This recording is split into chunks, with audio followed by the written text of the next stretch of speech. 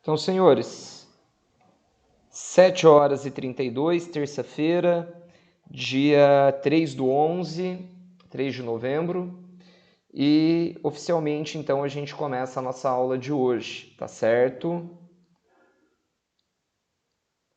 Fregonês, bom dia. Bom, pessoal, acredito que vocês estejam percebendo que o fundo aqui atrás de mim hoje está um pouquinho diferente do que vocês estão acostumados a ver. De fato, hoje eu não estou dando aula da minha casa, hoje eu estou aqui no Oxigênio, estou aqui na escola de vocês, do qual mais tarde eu vou fazer os atendimentos presenciais, certo? Então, quem for vir aqui mais tarde, estou aguardando os senhores ansiosamente, tá bom? O quadro já está projetado, já saí da tela do chat também e já voltei aqui. Pessoal, estou a partir da página 447, beleza? Então eu estou dando aula com vocês a partir da página 447, unidade 3, apostila número 4, caminhando aqui para o final do nosso conteúdo. Deixa eu tirar o relógio para ficar mais fácil de digitar. Então vamos começar aqui, pessoal. O tema que eu vou discutir com vocês hoje, ainda a gente está falando sobre o Brasil colonial. Então, basicamente, a gente está falando de Brasil colonial. E a gente vai falar dos conflitos no Brasil colonial, em especial das chamadas revoltas nativistas, certo? Professor, como vai funcionar isso? Então, vamos lá. A partir do século XVII, o Brasil conheceu diversas... Espera aí. Bom dia, Tayla. O Brasil conheceu diversas revoltas internas, conhecidas como revoltas nativistas, certo? Conhecidas como revoltas nativistas. Então vamos destacar aqui esse termo, revoltas nativistas. Vocês, obviamente, já vão me questionar, falar assim, mas professor, o que são revoltas nativistas? Então vamos classificar. As revoltas chamadas de nativistas não tinham caráter separatista e buscavam resolver problemas imediatos da população colonial. Professor, fala um pouquinho disso pra gente. Vou falar. Essas revoltas, pessoal, elas não tinham cunho de separar a colônia da metrópole de Portugal. Então a intenção deles não era fazer nenhuma separação entre colônia e metrópole, mas apenas resolver os problemas que estavam ali de forma imediata, tá certo? Professor, que tipo de problemas são esses de forma imediata? São problemas do abastecimento, problemas de alimentação, problemas da miséria, certo? Problemas de escravidão muitas vezes, disputas por territórios, disputas comerciais. Então, esses eram os problemas imediatos. Não queria se separar nesse momento Portugal e Brasil, certo? Até aqui os senhores têm alguma dúvida? Só a Ana Clara está assistindo a aula, pessoal? Então, beleza. Então, conversem comigo, tá bom?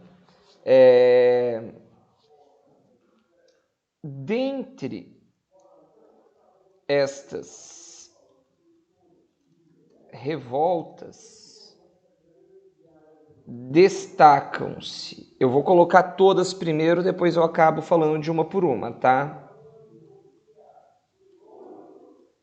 Revolta Beckmann,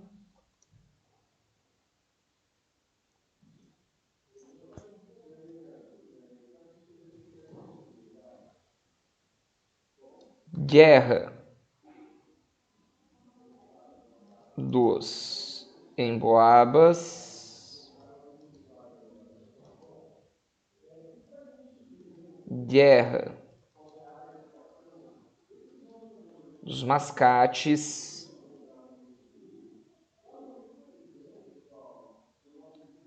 e Revolta Felipe dos Santos. Essas, pessoal, são as principais, tá bom? Essas são as principais. Eu vou falar delas aqui um pouquinho, tá bom? Vou falar delas um pouquinho para vocês. Eu vou começar pela... Vou até colocar aqui em vermelho.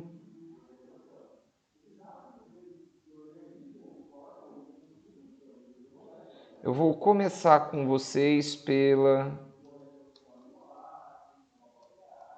Revolta Beckmann. Beleza? Então, nós vamos começar pela Revolta Beckmann. Ah, um pontinho importante sobre a Revolta Beckmann. A duração dela. Aliás, vou botar aqui embaixo. Então, vamos começar. Pessoal, a Revolta Beckmann ocorreu no Maranhão. Então, nós já sabemos onde ela aconteceu. No Maranhão, no ano de 1684, certo? Este conflito envolveu colonos e jesuítas, certo? Então, neste conflito,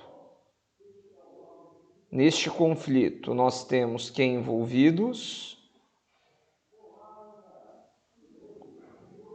Colonos e jesuítas, certo? Então, olha lá, a Revolta Beckmann teve início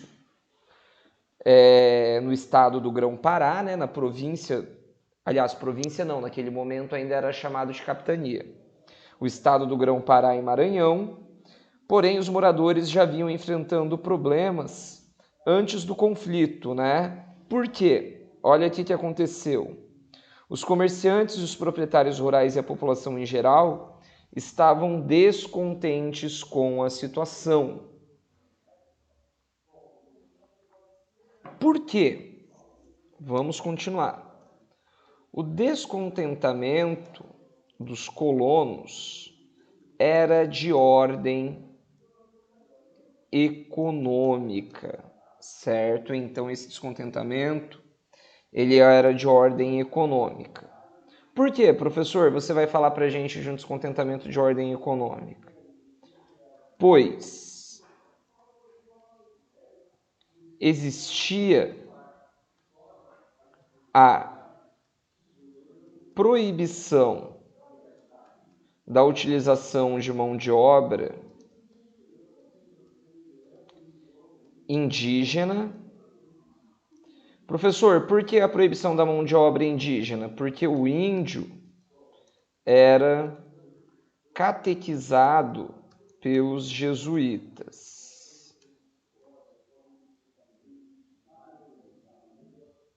A região, por estar distante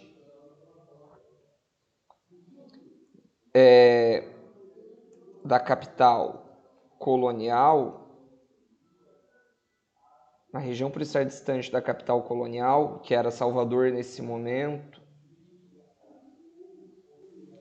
tinha o encarecimento de produtos, certo? Então, nós temos essas duas situações aqui. Ok? Então, nesse momento aqui, nós temos dois problemas. Por quê? Os colonos encontravam dificuldades em encontrar mão de obra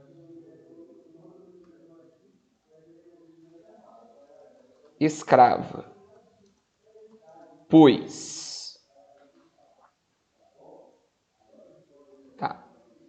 mão de obra escrava, vírgula. Por quê, professor? Uma vez que os índios não eram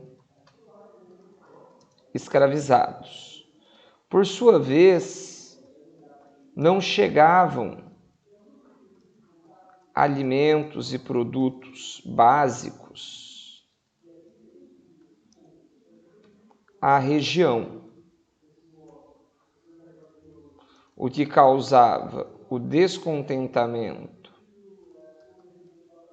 da população e também o encarecimento dos produtos.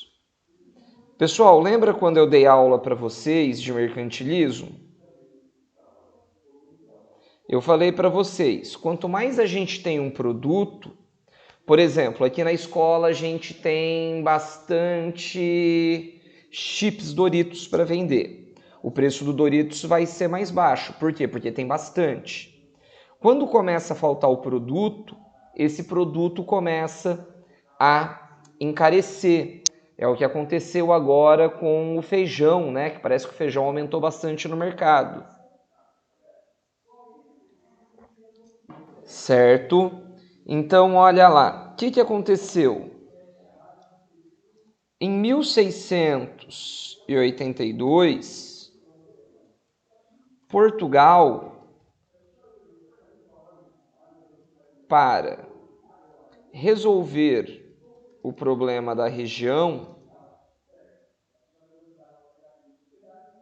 promoveu a instalação da Companhia de Comércio Geral, aliás, a Companhia Geral, deixa eu recortar aqui e escrever direitinho, Companhia Geral de Comércio do Maranhão. Tal empresa tinha por objetivo trazer e comercializar escravos negros e também abastecer a região com os produtos básicos, certo? Então aqui nós temos essas questões. Maravilha. Os principais líderes do movimento foram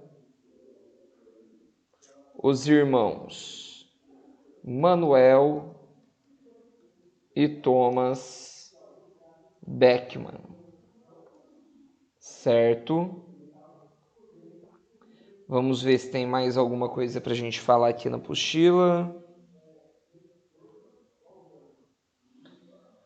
Por fim, pessoal, deixa eu voltar aqui em cima.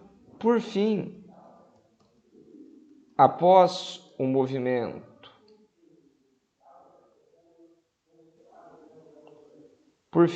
movimento revoltoso, os líderes acabaram presos ou exilados ou condenados à forca. Certo?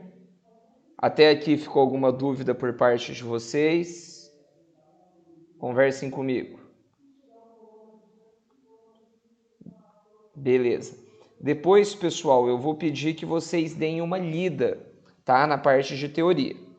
Na página 449, fala da revolta dos mascates, tá certo? Então, vamos falar aqui rapidamente da revolta dos mascates.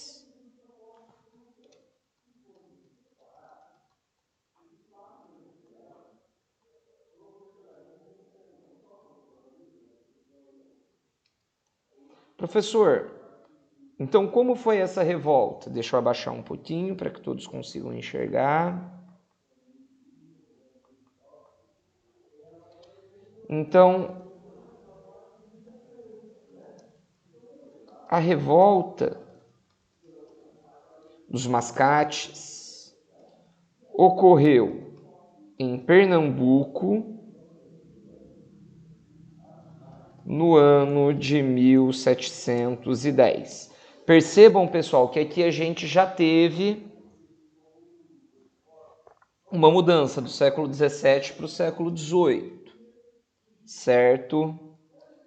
Esta revolta aconteceu entre os nativos brasileiros e os comerciantes portugueses. Então, vamos destacar isso aqui. Então, professor, isso aqui foi um conflito entre quem? Os comerciantes portugueses e os nativos brasileiros. Pessoal, quando eu falo em nativos brasileiros, eram aqueles que já haviam nascido aqui no Brasil, certo? E essa revolta se deu por qual motivo?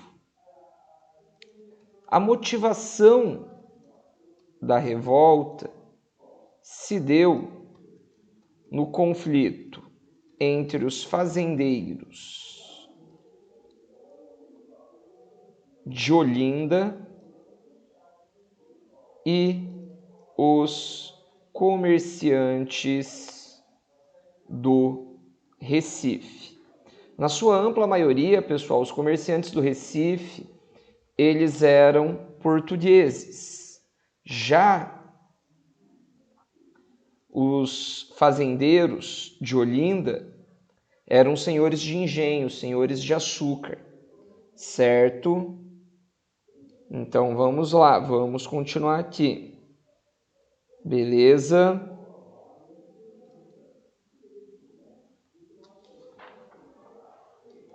A disputa entre os dois principais grupos era pela liderança política. Neste momento, os fazendeiros de Olinda já não tinham a mesma força econômica do século anterior.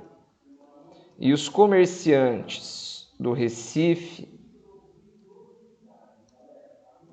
se tornavam cada vez mais poderosos. Isso, pessoal, gerou um clima de instabilidade e de rivalidade, certo? Professor, qual foi a consequência disso? Os comerciantes do Recife passaram a exigir participação política, assim como os fazendeiros tinham. Ergueram na cidade do Recife um pelourinho, certo? Professor, o que é um pelourinho? O pelourinho, pessoal, ele era um símbolo,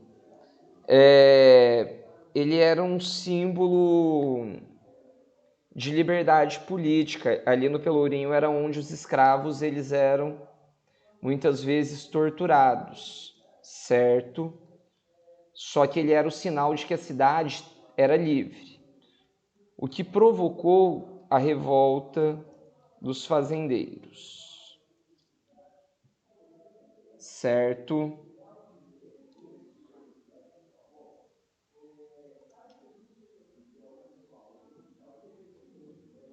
Então vamos finalizar aqui essa revolta.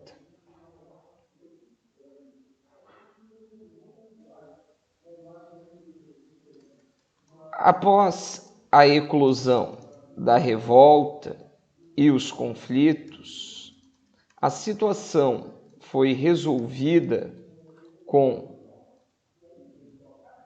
a cidade do Recife elevada à condição de vila, ou seja, eles deixaram de pertencer a Olinda,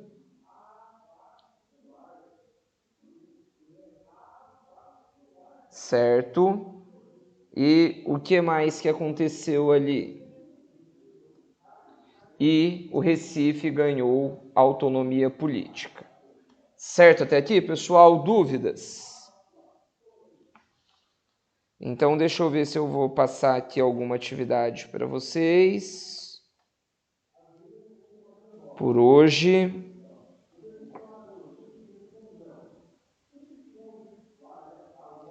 Tá, dá para eu passar aqui, deixa eu ver qual. Pessoal, estou cadastrando aqui na trilha do conhecimento a atividade de hoje. Para vocês me entregarem até a próxima aula. Página 458, parte. Só um minutinho, deixa eu só terminar de colocar aqui. Parte atividades, exercício 1 apenas. Pode falar, Ana Clara.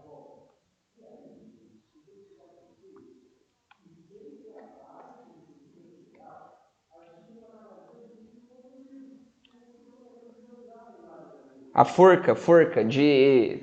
Você sabe o que é forca? Onde eles eram enforcados. Eles foram condenados à forca. Vou fazer a chamada de vocês bem rapidinho. A Lana está por aí, que a gente já conversou hoje. Fregonei está. Ângelo não está. Manu está por aí. Manu não está. Ana Clara está. Heitor não está. Isabela estava. Lívia está por aí? Eu sei, Isa. Fica tranquila. Lívia está por aí? Não, eu vi que você estava sim. A Lívia não está. Luizinho também não está. Rick está aí, Tayla está aí. Pessoal, chamada feita, vou pausar a nossa gravação.